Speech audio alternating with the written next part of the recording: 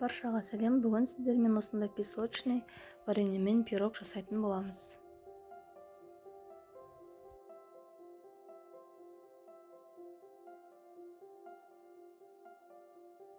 Ол үшін 2 ас қасық майонез керек болады.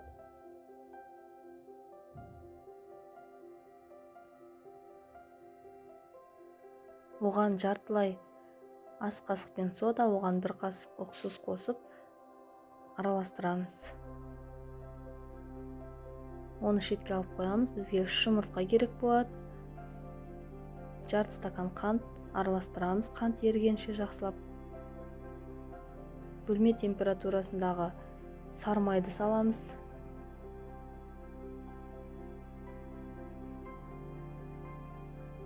Араластырамыз.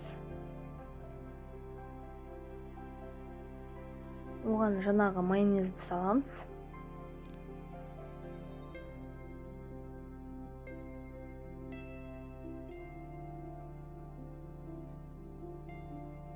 Електен өткізіп ұн саламыз. Қамыр илейміз.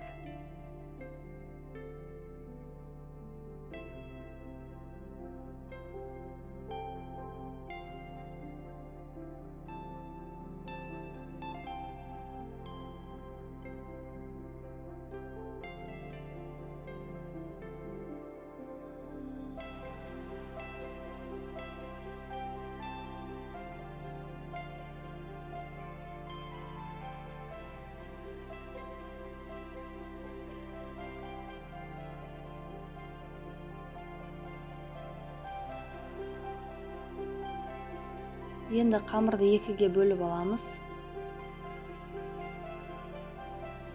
Видеода көрсетілгендей жайып шығамыз. Өз қалауларыңызша варенье салуға болады.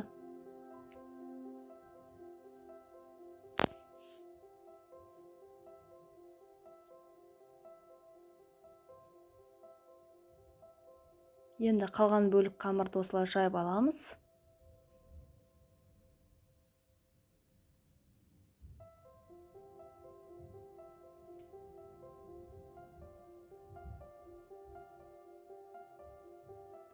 Осылай кесіп пирогтың бетін әсемдейміз. Пирог дайын, ас болсын.